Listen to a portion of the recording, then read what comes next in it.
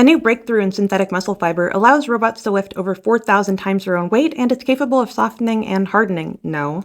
This could be amazing for both prosthetics and robotics and probably material sciences. No one's been able to accomplish this before.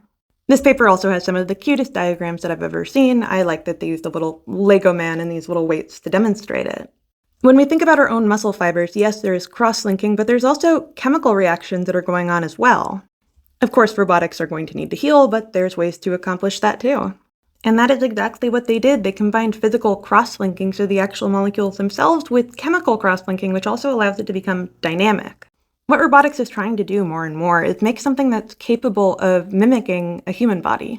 That's the same principle behind synthetic nerves that are capable of reacting to things like epinephrine and dopamine.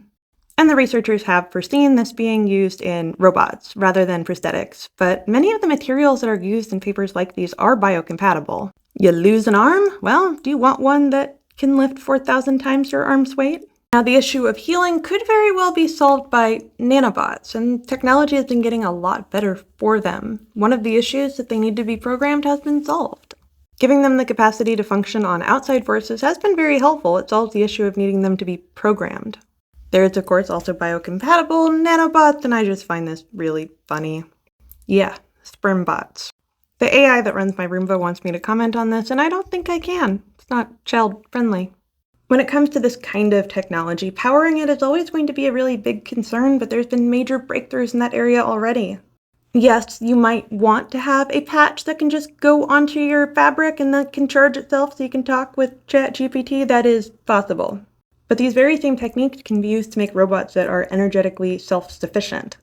It's not even talking about the beta-voltaic batteries that I keep telling you guys about, things that work with carbon decay.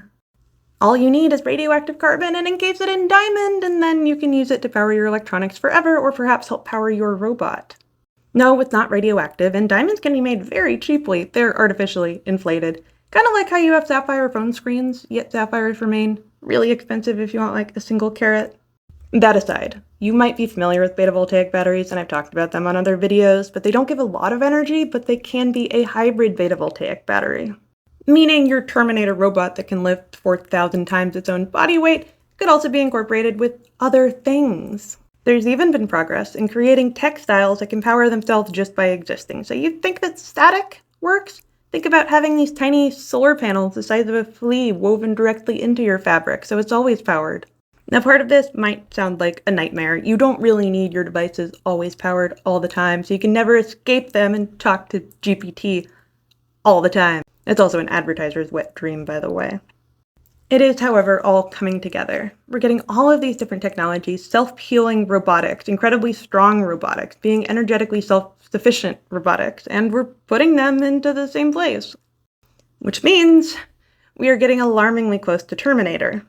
I'll be honest, I'm kind of rooting for Terminator these days, but not everyone is.